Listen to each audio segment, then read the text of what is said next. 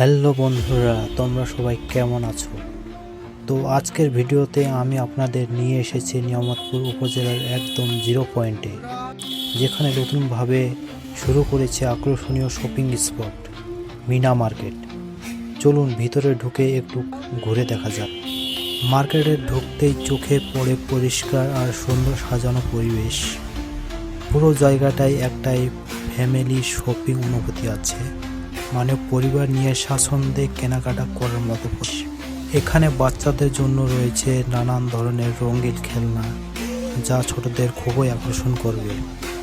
পাশাপাশি ঘর সাজানোর জন্য আছে সুন্দর ডেকোর আইটেম, যা আপনার বাসাকে দিতে পারে নতুন লুক।